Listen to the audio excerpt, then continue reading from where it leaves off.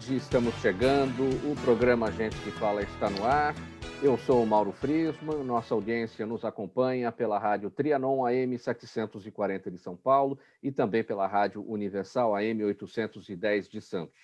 Você nos vê pelas redes sociais, imagens no Instagram, do Facebook e também do nosso canal no YouTube. Aquele convite diário para você seguir a gente, curtir, compartilhar os nossos conteúdos, interagir com perguntas pelo WhatsApp 973350038 e repetindo 973350038 e nas redes sociais, pessoal, sempre marcando a hashtag Programa Gente que Fala. Hoje é quinta-feira, por aqui sempre o Gente do MPD que Fala, a edição do Gente do MPD que Fala, parceria nossa com o movimento do Ministério Público Democrático e o apoio da Câmara Brasileira de Diagnóstico Laboratorial. Vamos colocar em campo o nosso time para análise e debate dos assuntos de hoje. Primeiramente, a advogada, a doutora Adriana Zorubi, especializada na defesa da pessoa idosa. Doutora Adriana, tudo bem? Seja bem-vinda mais uma vez. Obrigada, Mauro Friesman. Obrigada mais uma vez pelo convite. Cumprimento aos colegas de bancada dessa tarde e aos ouvintes do programa Gente que Fala. Bom programa a todos.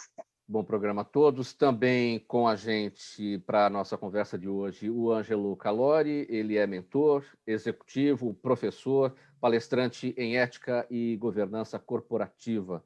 Ângelo, boa tarde, tudo bem? Mais uma vez, seja bem-vindo. Olá, boa tarde a todos, aos ouvintes. É um prazer aceitar mais esse convite do programa e agradecer o Mauro e a equipe técnica, que em especial nos ajudam a fazer esse programa, esse bate-bola, que é sempre muito produtivo. E também agradecer ao Ministério Público Democrático. Também com a gente, professor Gonzalo Vecina Neto, da Faculdade de Saúde Pública da Universidade de São Paulo. Professor Gonzalo, idealizador do SUS, da Anvisa. Tudo bem, professor? Seja bem-vindo. Boa tarde a todos aqui da bancada, boa tarde aos que estão nos assistindo. É um prazer estar aqui de novo com vocês, discutindo esses temas tão candentes da nossa realidade. Também estará conosco daqui uns minutinhos, estamos só aguardando a conexão aqui pela ferramenta da videoconferência, o procurador do trabalho, Rui Fernando Gomes Leme Cavalheiro. Ele é tutor, professor da Escola Superior do Ministério Público da União, associado ao MPD, Movimento do Ministério Público Democrático. Enquanto isso, vamos aqui ao nosso primeiro assunto, 12:06 agora. Em artigo publicado ontem pelo UOL, a jornalista Olga Curado diz que o mito de que a corrupção não existe no governo do capitão está ruindo. Segundo ela, a jornalista Olga Curado, não bastassem as denúncias contra seus filhos, cujas investigações permanecem inconclusas por manobras de todo tipo, surge agora a incompreensível história da compra da vacina Covaxin, única intermediada por uma empresa acusada de corrupção, não aprovada pela Anvisa, com preço muito acima do mercado e sob pressão para que a compra fosse feita com máxima urgência. Ângelo Calori, eu começo com você a respeito desse tema. A jornalista Olga Curado coloca em xeque a bandeira do presidente Bolsonaro, que se elegeu justamente falando em anticorrupção. Como é que você avalia esse episódio aqui envolvendo a Covaxin e tudo o que surgiu ontem, de ontem para hoje, o servidor do Ministério da Saúde que apresentou essa denúncia? Então, isso é claro e faz sentido a denúncia, né, que aparece, o que a jornalista comenta, que parece realmente ser um mito, um governo que foi eleito com praticamente a única bandeira de combate à corrupção, porque a gente passou, né, estava passando por um momento pós-Lava Jato e outras situações. E aí agora, e não é de agora, né? Esse é um dos eventos de questão que a gente vê que o governo federal falha no seu programa de combate à corrupção, que teve grandes dificuldades, um ponto alto disso foi a saída do ministro, considerado, né, um dos principais combatentes da corrupção no país. E essa situação, claramente, assim como, né, um especialista que sou de compliance, essa é uma questão a ser investigada, né? E a utilização desses critérios de empresas, né, olha-se paraísos fiscais, a dificuldade de obter o quadro societário das empresas, quem está envolvido nessa situação e até o pagamento, né, as vantagens ou pagamento de vantagem, que é visto em toda e na maior parte das legislações anticorrupção pelo mundo, se fala da questão da dificuldade de pagamentos de facilidade, né? E isso também está sendo levantado com essa questão.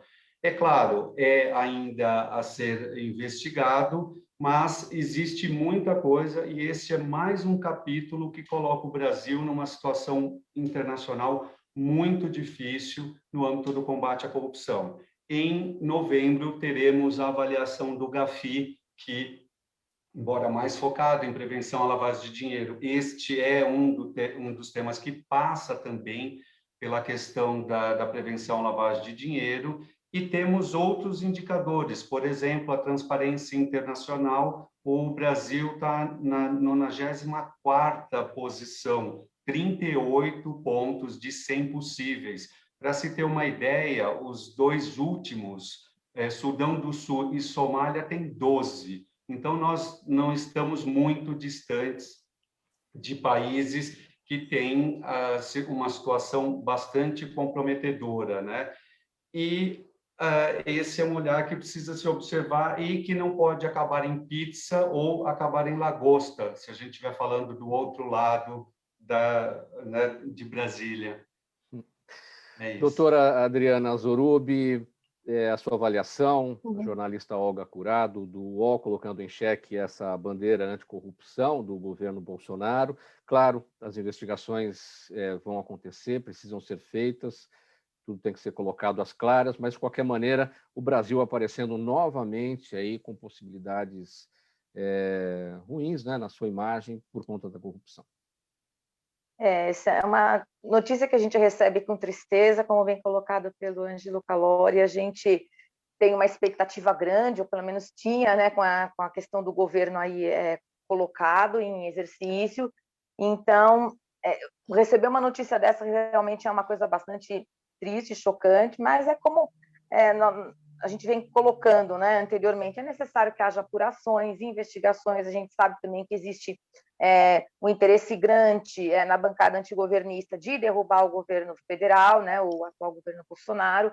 Então, toda essa situação acaba mexendo muito, acirram esses ânimos, as pessoas acabam ficando isentas das suas capacidades de avaliação, até no tocante às circunstâncias que estão anunciadas aí. A gente viu ontem o ministro Onyx Lorenzoni se manifestando, dizendo que vai ser investigado, de acordo com alguns periódicos, a gente viu aí que foi falado que ele ameaçou, proferiu ameaças, etc., mas a gente precisa ver se isso aconteceu no contexto de efetiva ameaça ou no contexto de anunciar a apuração que vai ser feita. E no caso de não ser confirmadas as denúncias que estão sendo aí proferidas ou as acusações, enfim, que estão sendo levantadas contra o governo, evidentemente as medidas para essa situação vão ser adotadas. A gente tem uma lei de segurança nacional, né? Ela não foi revogada, ela continua em exercício.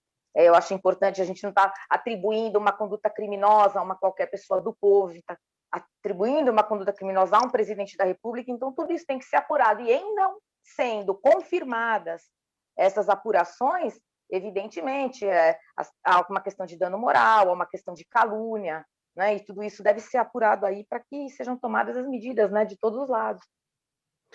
Agora, com relação ao seguinte fato, doutora Adriana, o seu entendimento sobre essa reação do governo ontem em pedir a abertura de investigação contra os denunciantes, em vez de se defender propriamente dito, em relação a tudo que está sendo falado. Quer dizer, primeiro, o ataque em vez da defesa. Veja, Mauro, nós temos aí vários operadores do direito na nossa bancada, né? E acho que podem também falar com bastante propriedade a esse respeito. Quando a gente vai proferir uma acusação falada, verbal, contra uma pessoa, um ente, seja quem for, devem existir provas a respeito do que está sendo dito, né? Não é simplesmente você arranhar a imagem de uma pessoa, trazer uma situação vamos dizer assim, atribuição caluniosa, denunciação caluniosa a uma pessoa sem que existam provas contundentes em relação ao que está sendo dito. Então, talvez por esse motivo, eles não têm prova. Né? Talvez seja um ponto até positivo nessa investigação. Eu quero que seja investigado, porque eles não têm prova para falar o que estão dizendo a meu respeito. E em não havendo provas, evidentemente, os colegas aí da bancada sabem que uma acusação sem prova gera um dano de reparação, é uma reparação de dano. E questões envolvendo também a apuração de calúnia e difamação e etc., ainda mais com a questão da Lei de Segurança Nacional também.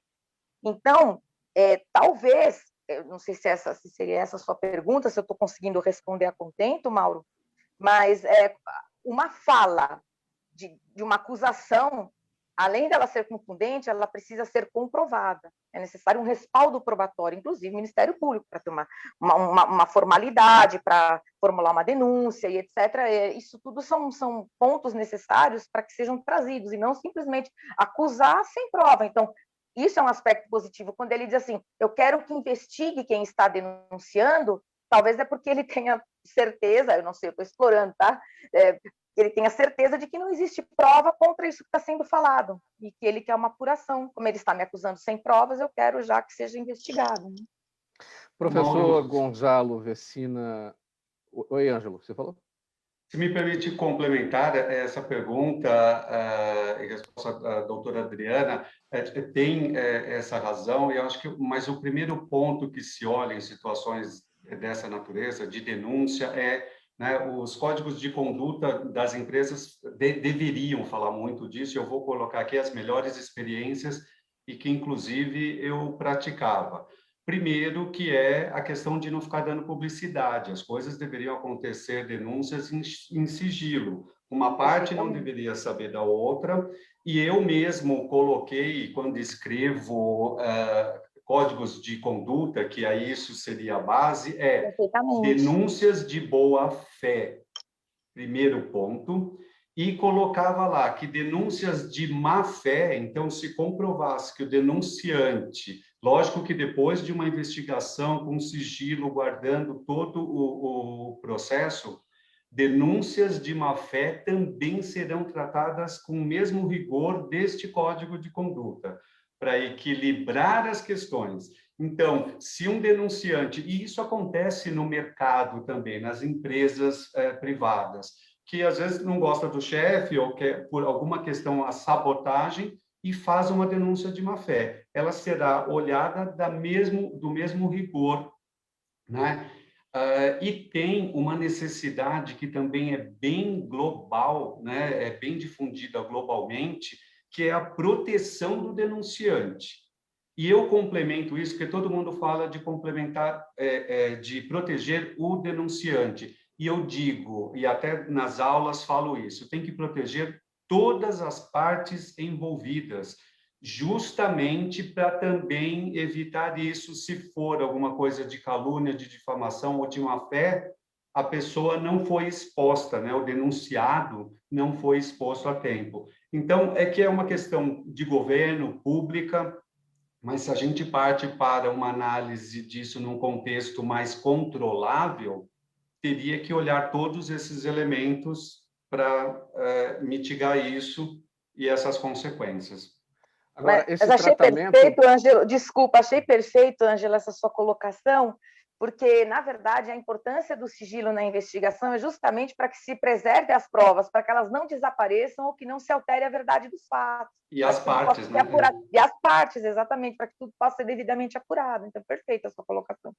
Agora, Ângelo, antes de passar aqui para o doutor Vecina, eu quero pegar um outro viés com ele, do ponto de vista da própria vacina, da saúde, da pandemia, o fato dessa conduta, né, de você pegar o denunciante que agiu por má-fé e impor ali a pena a ele por ter agido dessa forma, isso valida uma reação daquele denunciado de querer impor uma investigação? Nunca. Isso pode também, por outro lado, poderia ser considerado, eu não sou um advogado, mas tramito um pouco nisso, uma questão de abuso de autoridade, inclusive. Ele, usar essas questões. E por isso, quando eu sempre lidei com isso, de fazer a investigação também, né, nas denúncias, quando eu precisava chamar alguém que estava sendo denunciado, primeiro evitar, não é para ele saber quem o denunciou e nada disso, para totalmente mitigar os riscos de ele conseguir agir. Quando, em último e extremo caso, isso precisava ser aberto, eu fazia um disclaimer, né? Uma questão inicial da conversa, dizendo o seguinte: em hipótese alguma, você pode usar essa informação, você não haja de maneira nenhuma contra esta pessoa, porque também isso pode ser visto contra você. E fazia alguns acordos com o RH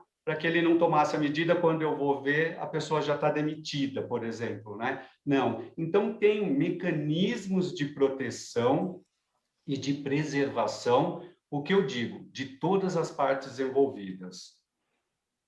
Professor Gonzalo Vecina Neto, vamos falar então, vamos pegar um outro viés, vamos falar da própria vacina Covaxin, como é que ela funciona, por que o Anvisa não autorizou ou autorizou alguma coisa relacionada à importação? A vacina Covaxin é uma vacina de vírus inativado, semelhante à da Coronavac aqui, né? Então, uma vacina que não tem muito segredo. Ela não terminou os estudos de fase 3, ela os tem parciais.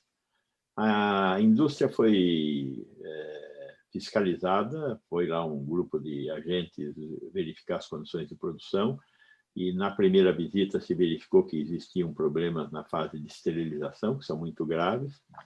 A indústria aparentemente corrigiu isso. Nesse meio tempo, o Congresso brasileiro, e particularmente impelido pelo líder do governo na Câmara, que é o ex-ministro da Saúde, Ricardo Barros, aprovou um projeto de lei dizendo que vacinas aprovadas na Índia são automaticamente reconhecidas no Brasil. Talvez o doutor Ricardo Barros tenha algum tipo de interesse aí, eu não sei, né? Quando ele era ministro, ele fez uma compra de uma empresa chamada Global, de 19 milhões de reais, que foi pago antecipadamente e até hoje não foi entregue. E um dos instituidores da Global é a Precisa. Mas são fatos só, não significa nada, é lógico, certo? Então, são fatos. E aí passou essa regra, através de um projeto de lei, né, que diz que o que é aprovado na Índia está aprovado aqui no Brasil. Aí houve uma avalanche de pedidos para que a Anvisa liberasse logo essa vacina da Índia, que, afinal de contas, apesar de não estar pronta, é uma vacina, e vacinas têm que ser tomadas. Então, a coisa toda que eu vejo é isso, sabe, Mauro?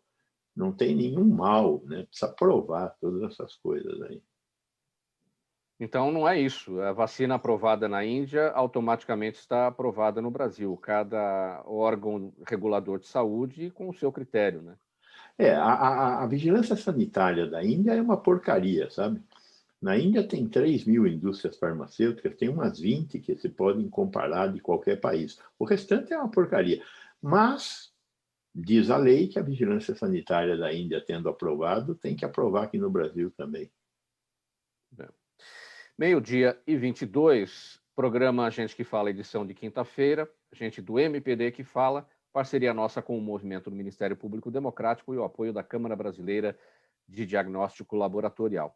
Nosso próximo tema, o ex-superintendente da Polícia Federal no Amazonas, Alexandre Saraiva, provocou o ex-ministro Ricardo Salles após o anúncio de sua saída do Ministério do Meio Ambiente. No Twitter, o delegado Saraiva postou o seguinte: e eu continuo delegado de Polícia Federal.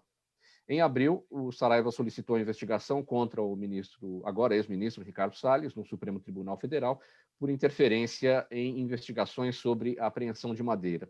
Depois do pedido, ele foi transferido para a delegacia da PF em Volta Redonda, no Rio de Janeiro. Doutora Adriana, para falar do próximo passo, vamos para o próximo passo. Joaquim Álvaro Pereira Leite é o nosso novo ministro da Saúde, pelo menos a informação. Não da saúde, não da saúde. Desculpa. A gente fala tanto de saúde, Já né? temos tanto problema na saúde, não precisamos de mais esse. O que acontece a partir de agora com Joaquim Álvaro Pereira Leite como ministro do Meio Ambiente? Sua avaliação, doutor. Som. Som, doutora, fechado. Me desculpem. Evidentemente, vai tomar posse, vai fazer uma apuração da situação administrativa da pasta. Houve muita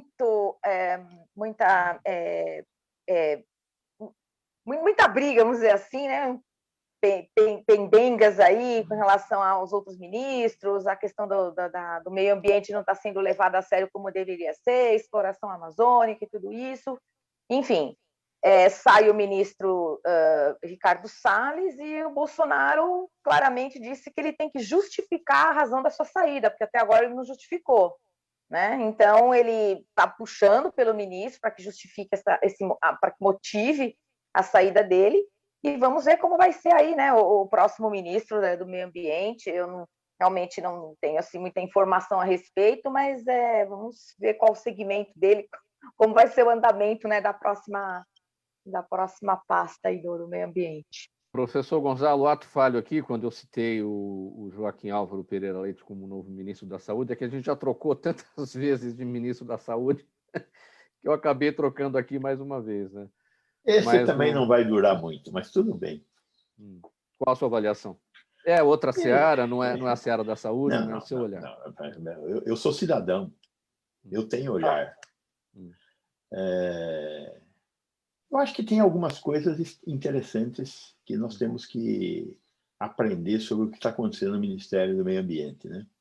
Talvez aqueles milhões de reais em madeira que passou junto com a boiada seja uma coisa a ser explicada, né? Talvez aí esteja alguma das explicações pelas quais o ministro do Meio Ambiente pediu para sair, né? Talvez não tenha muita explicação para aquela questão da madeira, mas ainda tem que apurar, né? Tem que apurar, tem que saber direitinho o que aconteceu, quem está sendo beneficiado pela permissão das madeiras saírem do Brasil sem terem a autorização adequada das autoridades que deveriam permitir que essa madeira fosse extraída e retirada do país, né? Temos que ver também essa questão da demarcação de terras indígenas, né? Apesar dos indígenas serem indígenas, eles têm alguns direitos que estão presentes e escritos na lei maior, que todos nós assinamos, né? E agora precisamos ver o que está acontecendo lá, aquela questão das minerações em terra indígena, né? O genocídio que está sendo praticado contra os índios. Tem muitas explicações que são devidas pelo Ministério do Meio Ambiente e pelo antigo ministro e por este que agora ocupa o cargo e que já ocupava um cargo de secretário, um cargo de segundo escalão no Ministério do Meio Ambiente. Então, também não é uma pessoa totalmente invensa a todas essas questões que nós estamos discutindo. Tem muita turvação também no Ministério do Meio Ambiente, além do Ministério da Saúde, né? E a questão de que o ambiente ou o meio ambiente está diretamente ligado com a saúde, né? A preservação de tudo é fundamental para a nossa sobrevivência. A próxima crise sanitária provavelmente vai ser provocada justamente pela agressão que nós estamos fazendo no meio ambiente. É da agressão ao meio ambiente que vieram, né, as últimas crises sanitárias que nós tivemos, né? Gripe suína, gripe aviária, a gripe do camelo, tudo isso vem da agressão ao meio ambiente. São animais, são micro-organismos que, procurando fugir da destruição dos seus biomas, tentam achar um bioma novo onde eles possam sobreviver, né? Então, existe muita preocupação com a agressão ao meio ambiente e a possibilidade de você ter novos micro-organismos tentando achar caminhos alternativos para a sua existência. E o coronavírus tem tudo a ver com isso, até aqui o que a gente entende, que a doença veio do morcego. O senhor até já destacou aqui uma vez, o vírus tem direito, né? Ele tem direito de sobrevivência na natureza, ele quer encontrar um lugar para ele, né? Pode até ter vindo de um laboratório, mas é um laboratório que estava estudando o vírus. Ele, com certeza, ele não é um vírus construído, é um vírus natural, pode ter vindo de um laboratório que estava estudando o vírus ou pode ter vindo da própria natureza. Isso ainda está em aberto, nós temos que descobrir de onde veio e como veio. Mas ele é fruto da pressão ecológica sobre o morcego e os habitantes do morcego, nesse caso, o SARS-CoV-2. Ângelo Calori, falando da troca do ministro do Meio Ambiente, o que a gente espera agora é que, com a saída de Ricardo Salles, as investigações realmente caminhem e que a gente saiba, de fato, o que foi que aconteceu, né? Qual que é a sua expectativa? Você fala o que a gente espera, talvez porque a esperança é a última que morra, velho ditado.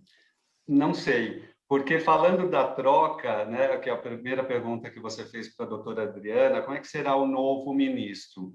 E eu colocaria uma questão, outros exemplos, né, de outros ministérios, outras trocas, e em especial da saúde, o ministro continua sendo o mesmo, o presidente da República, porque é ele que manda e os ministros apenas obedecem. Não é isso que muitos próprios ministros, não é uma frase minha, né? Muitos ministros falam. Então, não apenas a pessoa que está ali, mas a política daquela pasta é muito determinada pelo governo de uma maneira geral. Então, eu acho que tem, em termos de política de meio ambiente, eu acho que nada vai mudar. Em termos de investigação, como a gente falava, né, uma esperança de uma mudança quando esse governo assumiu, e aí eu não estou falando de direita e esquerda, não são excludentes nem sobre o outro, mas um contexto político geral. Mas parece que esse governo, em especial, muito, né, nada mais Maquiavel do que ele, e, né, para dizer aos meus inimigos os favores, aos inimigos a lei. E aí parece que é isso. Então, mas eu espero estar errado, eu espero que realmente tenha investigação, porque o ministro Salles, em termos de uma boa governança, né, do governo e ética, ele deveria ser investigado só pela proposta dele de passar boiada, de fazer as coisas de maneira não transparente e que está lá no vídeo, não há dúvida sobre isso, né? Então, é a investigação de um comportamento dele e de atos que ele está sendo acusado. Então, deveria se afastar e que os investigadores tivessem condição de fazer as investigações com toda a autonomia, independência e sem serem questionados e transferidos para lá e para cá. Faltando 29 minutos para 1h da tarde, a gente vai para um intervalo. Você acompanha o programa Gente que Fala de quinta-feira. É o Gente do MPD que Fala, parceria nossa com o movimento do Ministério Público Democrático e o apoio da Câmara Brasileira de Diagnóstico Laboratorial. Em 30 segundos a gente volta. Até já. Os melhores trabalhos de comunicação nunca abrem mão de um excelente instituto de pesquisas. A Orbis é um instituto de pesquisas que une precisão e confiabilidade estatística com a mais alta tecnologia em pesquisas do mercado. Na sua próxima pesquisa, se eu fosse você, chamava Orbis. Até porque o sucesso é consequência direta da informação que você tem e o que você faz com ela. Faltando 28 minutos para 1h da tarde, de volta, Rádio Trianon AM 740 São Paulo, Universal AM 810 Santos, também nas redes sociais. Gente do MPD que Fala, parceria nossa do Gente que Fala, sempre com o movimento do Ministério Público Democrático e o apoio da Câmara Brasileira de Diagnóstico Laboratorial. Pessoal, vamos com mais um assunto por aqui. Depois de causar um grande barulho no mundo financeiro ao anunciar Anitta em seu conselho de administração, o Nubank programava uma rodada de entrevistas à imprensa nesta semana. A ideia era explicar como a diversidade iria além do marketing e dos memes, mas tanto o Nubank quanto a Anitta desistiram dos planos e cancelaram as conversas após a cantora ser atacada por bolsonaristas nas redes sociais no mesmo dia do anúncio de sua ida ao conselho. Inclusive xingamentos e ironias com o nome da empresa. Ângelo, o que esse episódio revela? Esses ataques bolsonaristas, vamos começar por aí. O que isso revela? São apenas situações retóricas, são ataques retóricos ou vai além da arte da eloquência, da arte de falar? Eu acho que ataques, da maneira como são feitos, são abomináveis, né? Não se cabe crítica sempre construtiva, né? Então, eu mesmo fui um que debati algumas coisas, por que a Anitta, num conselho de administração, mas de uma maneira profissional, respeitosa, e não ataques. Por ataque, já diz que está errado, né? Então, condeno isso e é realmente desnecessário. Ainda mais do que se a gente está falando de bolsonaristas, petistas, seja lá quem for, poder público lidando com empresa privada, que tem as suas regras e direitos a seguir e pode fazer a indicação. Quanto à indicação da Anitta, eu sou um dos que defende, até no canal que eu tenho no YouTube, Gestão Integrativa, a gente tem falado de diversidade e inclusão, e entre toda a diversidade, o papel e a importância e a relevância das mulheres e a falta que isso tem. Eu fiz um estudo pela USP, eu estou fazendo um mestrado lá, doutor Gonzalo, na FEA, e não chega a 10% de participação das mulheres nos conselhos de administração. Então, primeiro, sou um dos que defendem que tem que ter mais representação, e a Anitta, além, né, da energia feminina, ela traz a diversidade muito grande. Só que também, conselhos de administração têm regras de governança corporativa. Então, é equilibrar isso, porque, por exemplo, ela não é uma conselheira certificada. E eu conheço grandes profissionais, conselheiros certificados, que não conseguem a sua posição em conselhos de administração e são excelentes. Então, a Anitta tem muito a agregar para o Nubank, certamente, com a diversidade, e eu apoio isso. Eu coloco em dúvida se ela deveria estar no conselho de administração para gerar todos os benefícios que o Nubank pode ter. E lembrando que, no final das contas, é uma decisão de mercado, seguindo as regras de mercado, o Nubank é uma empresa privada e que pode escolher. Então, com respeito a essas críticas e não ataques, como você comentou na introdução. Agora, sobre as possibilidades da Anitta como conselheira no Nubank. É uma pessoa extremamente ocupada enfim, com toda a sua agenda artística, agenda de shows, enfim. O que é necessário ter um conselheiro para poder dar conta das suas atribuições como ela deve ter dentro do conselho administrativo do Nubank? Então, a primeira questão é certificação entre as mais relevantes do país, está do IBGC, Instituto Brasileiro de Governança Corporativa. Os conselhos têm uma dificuldade ainda, mas têm um viés muito contábil de análise financeira. Então, penso que a Anitta é extremamente inteligente, se demonstra muito competente, mas talvez não tenha essa questão financeira.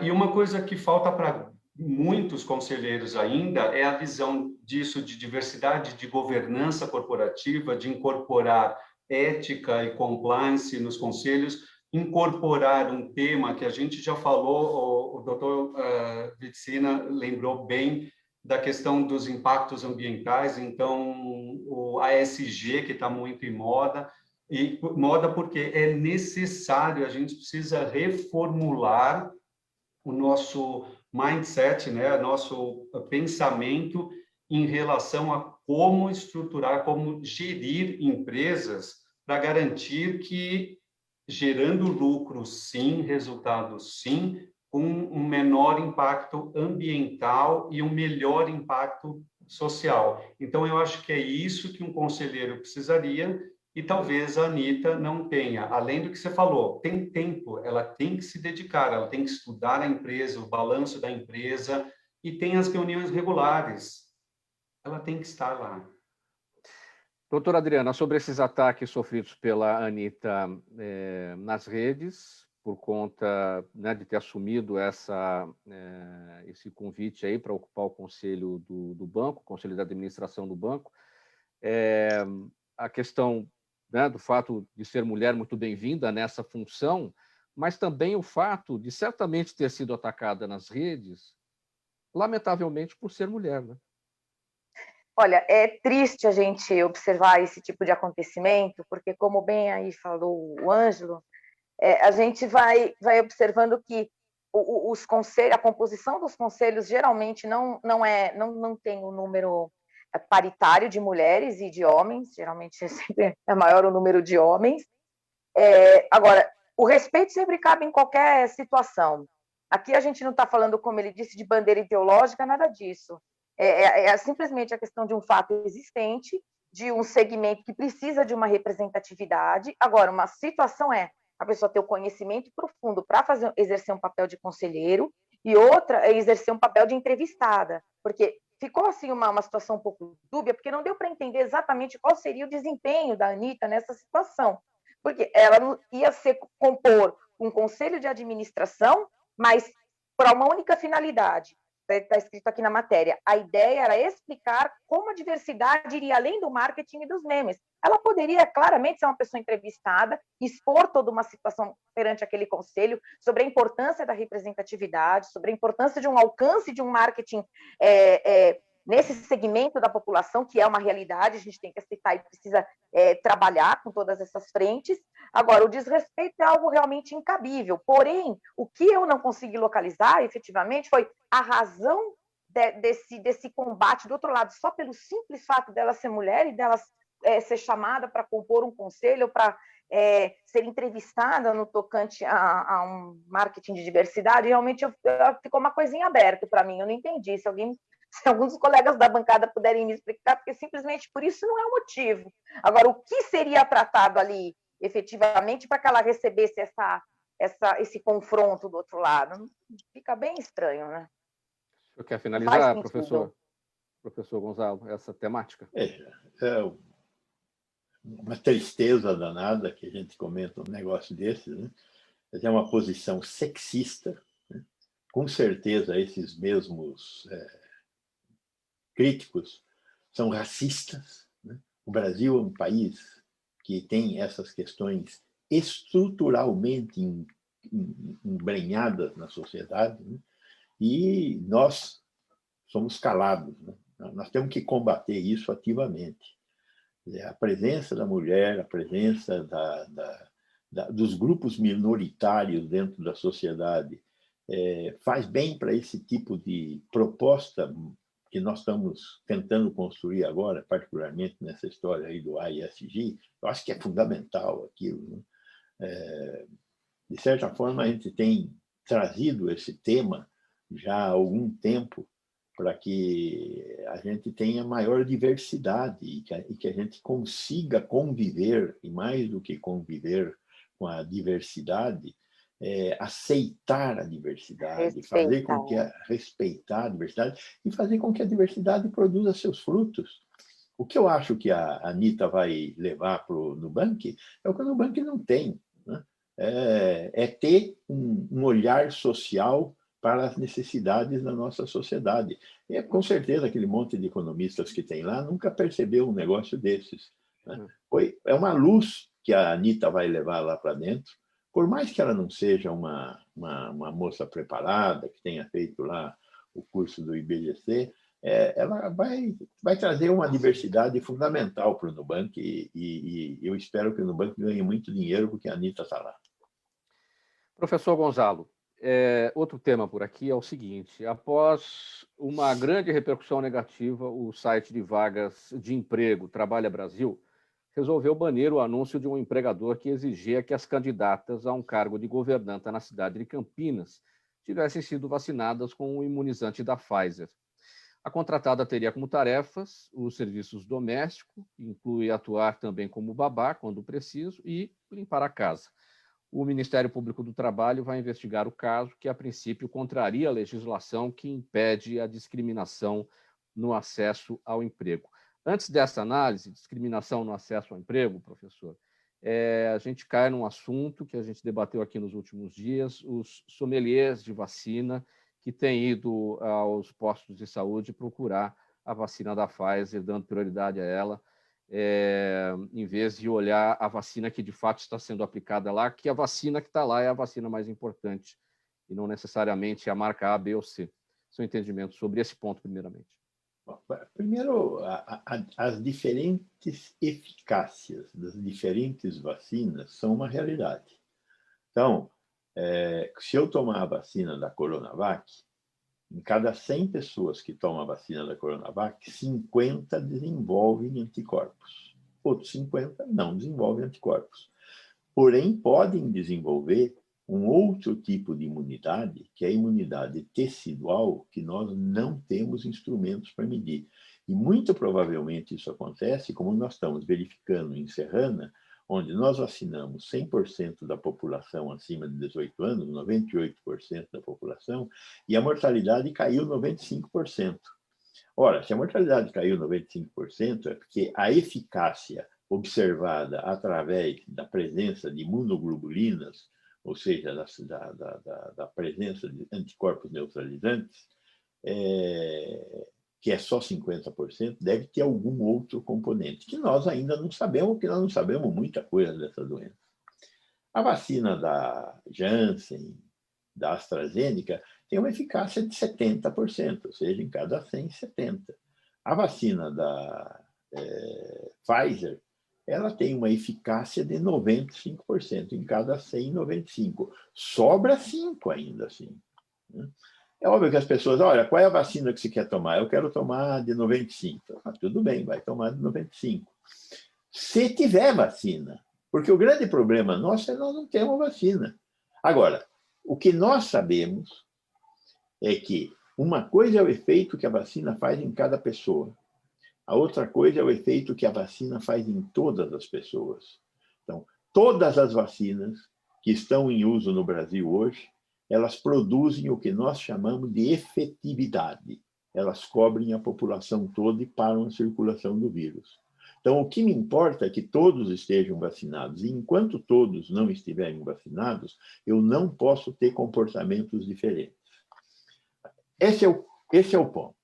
O outro ponto é essa questão de, para certas condições, você exigir que a pessoa seja vacinada. Ou seja, eu sou dono de um hospital. Eu quero contratar trabalhadores para o meu hospital. Ora, o hospital é um lugar que tem bicho. Então, se eu contratar uma pessoa que não for vacinada, a chance dessa pessoa ter a doença enquanto estiver trabalhando é muito grande. E eu vou ter prejuízo no trabalho realizado no hospital. Esta discussão é uma discussão que, do ponto de vista da justiça trabalhista, está em aberto. Nós já tivemos pelo menos um caso de uma demissão com justa causa de um auxiliar de enfermagem que se recusou a ser vacinado. Minha opinião pessoal é que a empresa está correta em demitir com justa causa um trabalhador num hospital que não quis se vacinar. Eu acho que talvez nós pudéssemos discutir a justa causa ou não numa empresa que pudesse não ter risco de você se contaminar. Mas tudo isso é uma coisa que tem que ser construída agora e tem que ser construída com a opinião dos juristas, a opinião dos médicos. Não tem coisa pronta, temos que propor. Um outro aspecto, professor Gonzalo, o senhor destacou a diferença de eficácia entre as vacinas. Evidentemente, a eficácia da vacina da Pfizer é a maior, 95%, mas 95% após a segunda dose. O que está acontecendo? A segunda dose está prevista para 3 meses após a primeira. Mas não é isso que a própria Pfizer recomenda. A Pfizer recomenda a segunda dose 21 dias após a primeira.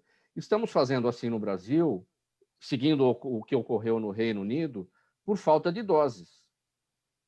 Exatamente. Correto. Por falta de doses. O que acontece, então, nesse período de 3 meses, se a própria a Pfizer não recomenda esse prazo? Veja, a Pfizer não recomenda, mas ela aceita. E quando eu tenho pouca vacina, importa mais dar mais primeiras doses do que dar primeiras e segundas doses. Eu consigo aumentar a cobertura da vacina neste momento em que o importante é aumentar a cobertura da vacina. Nós não compramos vacina, então nós temos que primeiro aceitar as que estão aí. E segundo, quando puder dilatar, vamos dilatar. Nós íamos dilatar, por exemplo, também a Covaxin, a Coronavac. Só que a Coronavac é importante que a segunda dose seja aplicada dentro do prazo estipulado entre 21 e 28 dias. Diferentemente dessas outras vacinas, como é o caso da AstraZeneca e da Pfizer, que você pode esticar um pouco mais o prazo sem que isso implique numa redução da eficácia. Faltando 11 minutos para 1, o nosso tempo correu, hein, gente? E perguntas aqui, tem mais temas, mas tem perguntas aqui da nossa audiência. Vamos a elas e eu vou pedir brevidade a todos. Calori, eu começo com você. Karina Lemos está com a gente no YouTube e pergunta, existe um padrão global de compliance ou cada empresa pode personalizar seu próprio programa? Pode e deve personalizar. O que eu chamaria, o que ela chama como padrão global, eu chamaria de boas práticas. E o correto é que cada empresa tem do seu para que torne uma coisa que eu tenho usado fortemente, programas viáveis e orientados ao negócio. Se eu copio, não será viável nem orientado ao negócio. Então, estabeleça boas práticas que funcionem para a sua organização. E precisa entender a organização para isso. Doutora Adriana, Gleides Martorelli, ou talvez Gladys Martorelli, no YouTube, pergunta qual a sua opinião sobre a proposta anunciada no início do ano passado pela ministra Damares Alves de adoção de idosos e por que esse projeto não foi adiante, pergunta aqui a Gleides, ou a Gladys, desculpe aqui a pronúncia. Oi, Gladys, boa tarde, obrigada pela sua pergunta. Na verdade, todos os segmentos de direitos dos idosos foram contra essa questão da adoção do idoso, porque a finalidade é a outorga de independência e autonomia da pessoa idosa e não de dependência. E a partir do momento em que você está adotando, você está presumindo a incapacidade civil daquela pessoa idosa, tá? E não necessariamente o envelhecimento está diretamente relacionado com a incapacidade, né? Ou com a deficiência. São situações totalmente distintas, tá? Então, até proponho aí um dia para a gente discutir no programa, Mauro, essa questão sobre o doutor Vecina também deve saber bem, sobre a questão do novo CID, o Código Internacional de Doenças, classificar o envelhecimento como doença. Então, isso é uma coisa que precisa ser muito falada, muito debatida. E quais são as implicações dessa questão da adoção? O que tem se falado, inclusive pelo IBDFAM, que é o Instituto Brasileiro do Direito de Família, é que o idoso possa ser assistido, possa ser acompanhado. E isso é uma situação perfeitamente adotada, inclusive pela Lei Brasileira de Inclusão, mas não a questão da adoção. Mesmo porque isso deve ter outras implicações, por exemplo, se fosse uma adoção com uma pessoa menor, né, e relativamente incapaz, com questões de herança, com questões de previdência, dependência e tudo isso. Então, é uma situação que realmente as pessoas são contra, fizeram vários manifestos e é por isso que provavelmente esse projeto não deva ter avançado. Muito bem, doutor. Então vamos tratar futuramente, em breve, essa questão do novo CID, né, o novo código, considerando o envelhecimento como doença. Como doença. E como, na verdade, chegar no envelhecimento com saúde, né? Com prevenção. Perfeitamente, né? Exatamente. Professor Vecina, o seu Jaime do Jardim Bonfilholi, todos os dias com a gente, pergunta, já há alguma estimativa do número dos que foram infectados pela Covid-19, mesmo já vacinados com as 2 doses da vacina? Não há ainda uma estimativa disso. Nós ainda estamos engatinhando para saber quantas pessoas já tiveram a doença aqui no caso do Brasil, né? Que a estimativa, o oficial está em torno de 10%, mas a gente estima, pelos estudos de soroprevalência que nós temos feito, em torno de 30%. Agora, daqueles que já foram vacinados, quantos já tiveram a doença, nós ainda não temos uma estimativa. Estamos construindo essa estimativa através desses estudos de soroprevalência que têm sido realizados no Brasil todo. E vamos ter, com certeza, algum tipo de estimativa para os próximos meses. As mortes que ocorrem a partir das 2 doses tomadas, nesses boletins nos boletins de óbito que são feitos, não são considerados, essa informação não é considerada? É considerada, mas ainda tem muito pouco movimento. O que a gente sabe é o que a gente está diminuindo de mortes nos grupos vacinados. Nós temos uma queda de mortes nos grupos já vacinados, uma queda importante nos grupos já vacinados. Mas quantos morreram tendo tomado a vacina, nós ainda não temos essa informação. Vera Lima, nossa audiência também de sempre pelo Facebook. Ângelo, ela pergunta, nessa atual fase da crise econômica ou nessa atual fase de crise econômica, a ética corporativa poderia ficar em recesso? Nunca, né? Aí eu acredito que ela estando em recesso, ela causaria mais crises ainda, mais problemas ainda, né? Então, nunca olhar a ética como algo negociável e também nunca olhá-la como algo que impeça alguma coisa. Por que impedir? São a questão, por que dificulta? Eu fazer a coisa certa, é lógico que ela tem um esforço, porque é justamente isso que a gente estuda em ciência comportamental. O nosso cérebro, o nosso organismo tende a querer economizar energia. Então, o mais fácil é o que o organismo até deseja, o cérebro.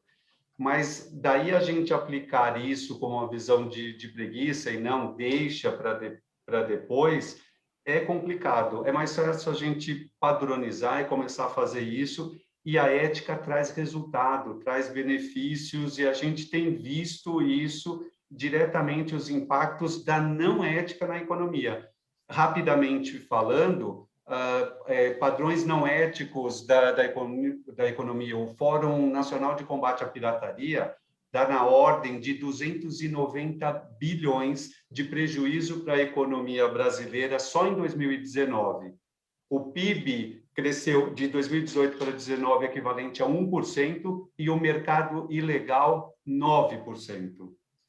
Tudo isso com base em comportamentos antiéticos. Então, não deve ter intervalo e não precisa ter intervalo. Doutora Adriana, pelas perguntas. Doutora Adriana Zorubi, o Vitor Araújo no Instagram pergunta qual é o procedimento correto para se denunciar uma situação de abandono de idoso.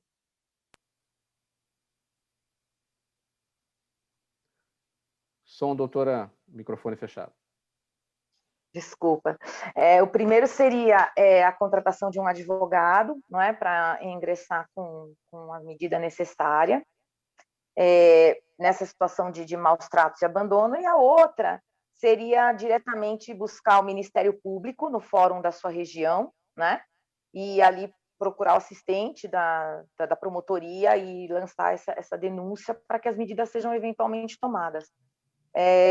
Nesse sentido, o Ministério Público e a advocacia, eles podem fazer um trabalho muito interessante, porque com essa questão de arregimentar provas e etc., o advogado consegue ter um acesso maior ao cliente do que o promotor de justiça que está ali no gabinete dele. Claro, vai proceder, né, todas as medidas necessárias, mas o advogado já traz tudo isso de uma maneira muito concatenada e bastante completa, já para que o Ministério Público possa dar o parecer dele referente a isso, né? Então, tem essas duas medidas, pode-se procurar o Ministério Público diretamente ou contratar um advogado da sua eleição que vai aí atuar para apurar essas questões aí. Professor Vecina, a pergunta aqui do Rodrigo Novaes, com a gente no Facebook, preocupação dele, quais os impactos que esse caso da Covaxin pode causar em relação à Anvisa, né? O que a gente tratou no início do programa, a única vacina intermediada por uma empresa acusada de corrupção e não aprovada pela Anvisa até aqui, né? Eu acho que tem um risco para a Anvisa.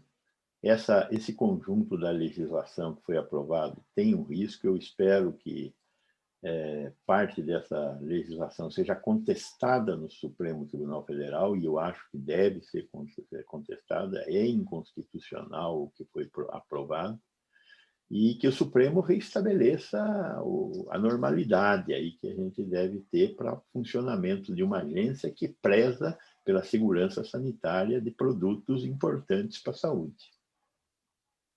Professor Vecina está com a palavra, sua despedida. Vamos caminhar aqui para o nosso encerramento. Muito obrigado, foi um prazer estar aqui com vocês, aprendi muito como sempre, e espero também que os nossos espectadores aí, os nossos ouvintes também tenham se beneficiado das nossas trocas de ideias aqui. Muito obrigado, professor Vecina, mais uma vez pela sua presença aqui com a gente. Doutora Adriana, sua despedida. Muito obrigada mais uma vez pelo convite, agradeço a bancada pelo aprendizado também. Gostei muito de ouvir o doutor Vecina falando a respeito da eficácia das vacinas, aprendi bastante também, às vezes a gente se distancia do tema, mas é muito importante ouvir especialista da área, e estamos à disposição. Obrigada, boa tarde a todos. Ângelo, sua despedida. Obrigado aos colegas de bancada, e também me beneficio disso. Estou terminando o programa e indo para a fila tomar vacina, porque hoje meu dia é sério. Os dois, então. A primeira etapa, 2, né? Então, isso muito bom. Os papos aqui no Gente que Fala são ótimos. Agradeço aos ouvintes, agradeço à Rádio Trianon e ao Ministério Público Democrático, e a você, Mauro, e a equipe técnica da rádio, por mais essa oportunidade, esses ótimos bate-papos que a gente tem aqui. O tempo hoje foi curto, uma pena a gente não ter esgotado a nossa pauta, tinham mais 2 assuntos por aqui, mas está dita a palavra. Obrigado pela presença de vocês, em nome da equipe do programa Gente que Fala. Hoje, gente do MPD que Fala, a parceria nossa com o Movimento do Ministério Público Democrático e o apoio da Câmara Brasileira de Diagnóstico Laboratorial. Na mesa de som com a gente hoje, cuidando da sonoplastia, o Sérgio Souza, ele é o gerente técnico da Rádio Trianon, apresentação minha, Mauro Friesman, o Pedro Schiavon na nossa pauta e redação, Zenilda Salvato, nossa diretora de produção, Fausto Camunha, nosso diretor-geral, você, ouvinte, você, espectador, a razão da nossa presença aqui todos os dias. Muito obrigado pela audiência. Você fica agora na sequência com o Dermeval Pereira, ele chega com o programa Sociedade em Foco até as 2, das 2 às 3 o musical Trianon, e a partir das 3 da tarde o programa 2 na Tri, com a apresentação da Malu Mota e da Silvia Vinhas. Pessoal, muito obrigado pela audiência, 1h em ponto, tchau, até amanhã.